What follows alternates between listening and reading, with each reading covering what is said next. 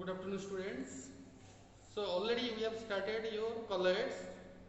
With this, today we will discuss about what are the different methods of preparation of colors.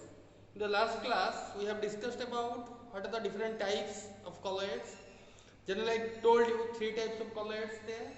One is lyophilic colloids, lyophobic colloids, and association colloids.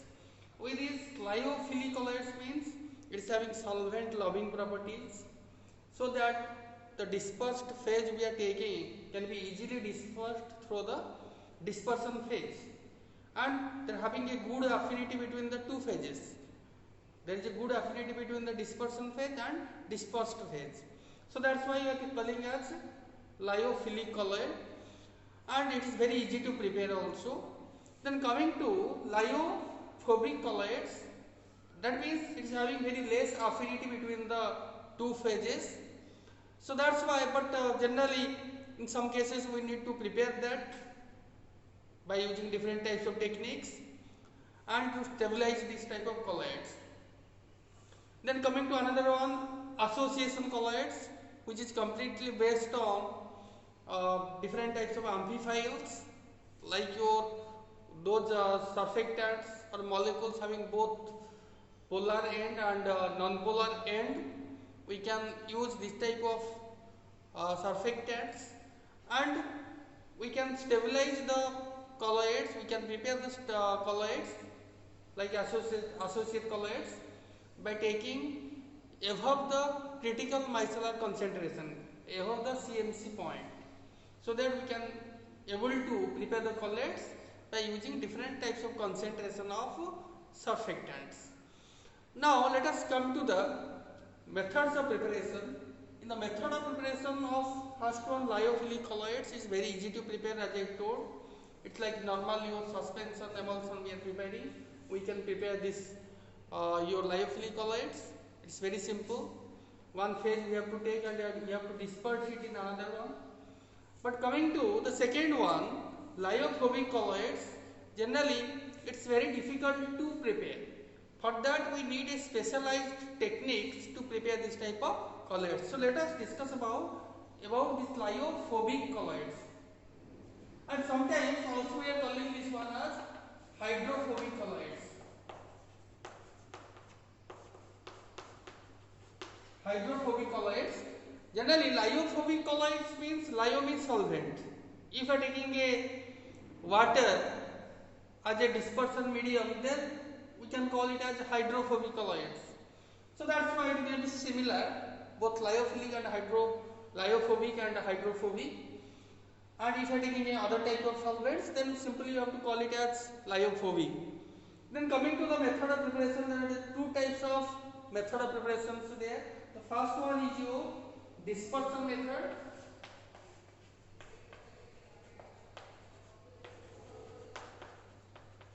Second one, condensation method.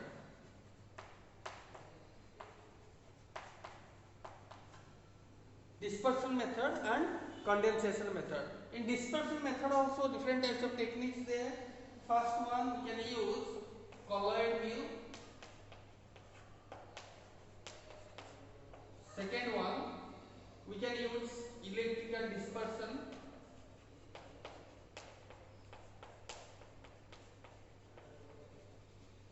Third one, we can use ultrasonic radiation.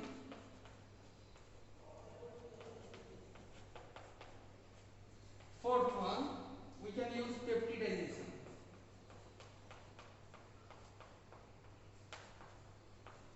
Peptidization we can use. This type of four techniques we can use.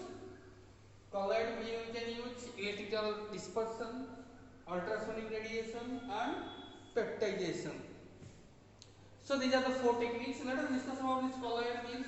Generally there is a designed mill which can make the particles very small. So in these colloid mills, generally we are also using to prepare emulsions. So in this mill we have to put what are the dispersed phase we are taking, and we have to mix it properly in the dispersion phase, dispersion medium, so that we will get the accurate size of the colloid we needed. That is known as your colloid mill. Then coming to the second one, electrical dispersion. In this we have to take one electrical arc. Electrical arc, or sometimes we are calling this as electrical arc method. So what we have to do in this, we have to take two electrodes, and in this we have to pass the different types of dispersed phase or the substances we need to prepare for the colloids.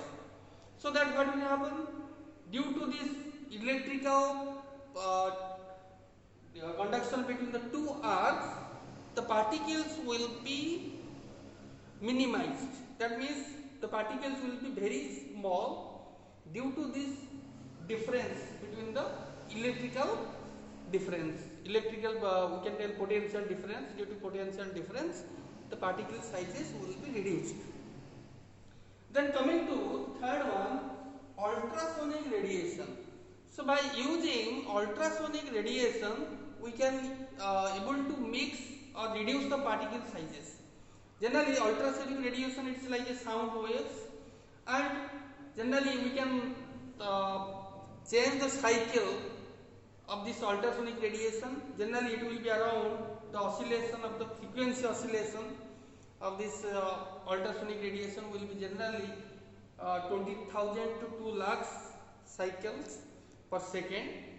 20,000 to 2 lakhs cycles per second ultrasonic radiation. So this frequency, if we increase, the particle size also will be reduced that much. So that's why this technique we can use to prepare the colloids. Fourth one, peptidization technique.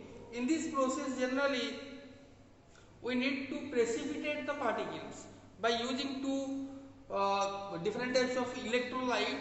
We have to precipitate the colloidal particles, so that what will happen, it will peptize to get small particles. So this type of electrolytes in low concentration we are taking, we are calling it as peptizing agent. The low concentration electrolytes we are taking is called as peptizing agent, and the process is known as your peptidization. So this peptidization technique we can use to reduce the particles by using a electrolytes. So these are the four techniques to prepare this in this dispersion method. Let us coming to the second one, condensation method. So this condensation method, generally we can tell when we are reacting between two substances. When there will be two reactions between the two substances, the end product or the product we will get will be of reduced sizes. So for that, we have to take different types of suitable reactants which will produce a different product which is related to our colloidal substances, and in this, to minimize to how much substance we require, we need to we have to regulate the reactions. So for that, we will take some examples of this condensation method. One example is your preparation of colloidal sulfur. To prepare the colloidal sulfur, we need to take two substances. One is hydrogen sulfide, another one sulfur dioxide. So two solutions when it will react. The first one plus SO2, it will give 3S plus 2H2.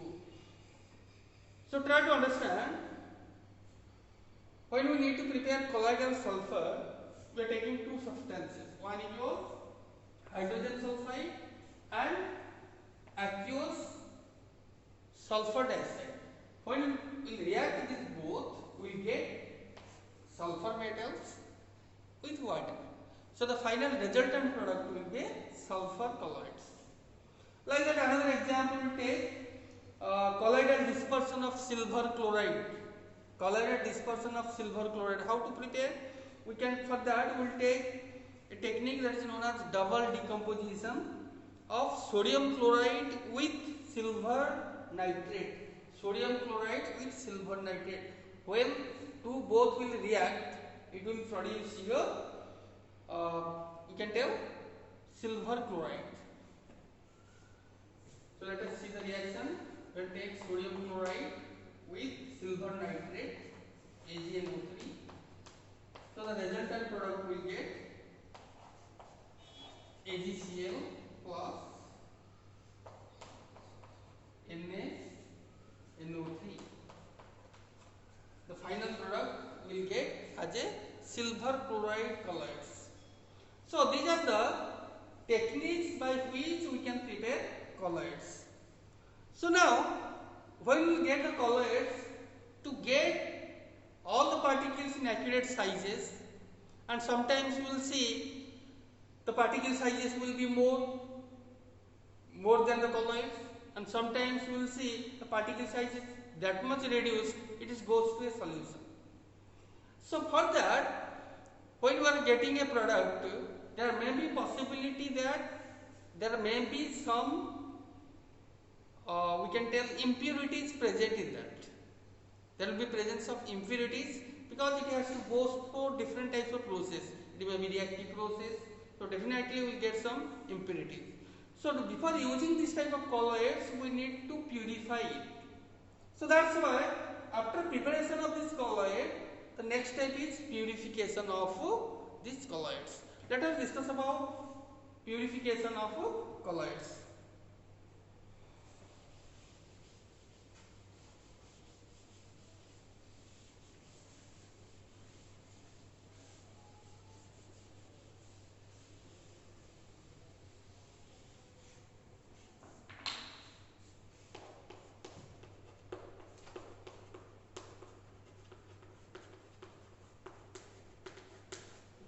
Purification of these colloids. So for that purification, the first step is dialysis. The first step is dialysis. The second one is your electrodialysis.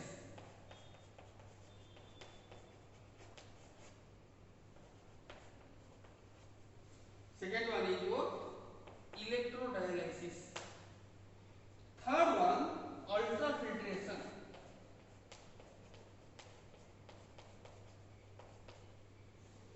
Ultrafiltration. Three techniques there for the purification: dialysis, your electrodialysis, and ultrafiltration. The first one, let us discuss about the first one, your dialysis. Dialysis already we know. Generally, it is used to remove unwanted substances or waste substances. For the kidney also, when during the kidney failure of the kidney, we are using dialysis. So in dialysis, nothing there. There is a membrane called semi-permeable membrane, which will only selectively remove some substances, not all. All the material will not be removed from that. Only some particular selective substances, or we can tell selective transporter, will be removed from this particular solution. So for that, in dialysis, if there is a presence of different micromolecular impurities, it can be removed by this dialysis technique. But it is a slow process. Let us see how it is worked. So for that, generally we have to take two vessels. In this,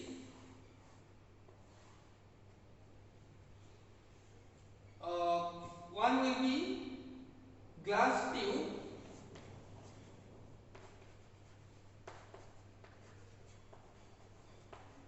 membrane, one will be glass tube membrane, and another vessel, outer vessel, which consists of water outlet, water inlet,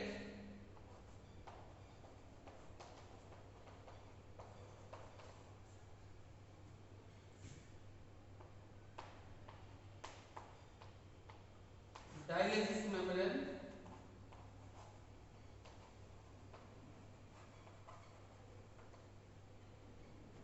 then your electrolytes,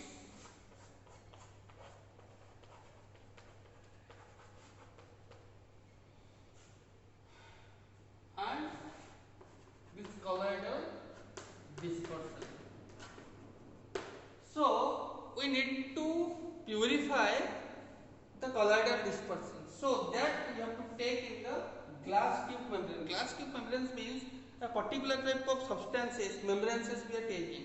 Some of your collodion or parchment or your cellophane bag. So these type are all are your semi-permeable membranes. Cellophane paper or cellophane bag or parchment or collodions. So different types of semi-permeable membrane we can get from the market. We can use in this glass tube. And then the outer vessel, which is having a water inlet and water outlet, which is continuously flowing. Because to regulate, whenever there will be a dialysis continuously, the electrolytes or micromolecules will transport from this colloidal dispersion to water. So if it is continuously regulated or maintained, then the concentration will not be more in the outer vessel. The concentration of the electrolyte will not be more because continuously it is moving. So that the concentration will not be maintained and the dialysis process will continue. So like that we have to continue the process till all the micronutrients or micro impurities, whatever the electrolytes present, will be removed from the colloidal dispersion. So this process is known as your dialysis process. So in the next class we will discuss about electrodialysis and ultrafiltration. Thank you.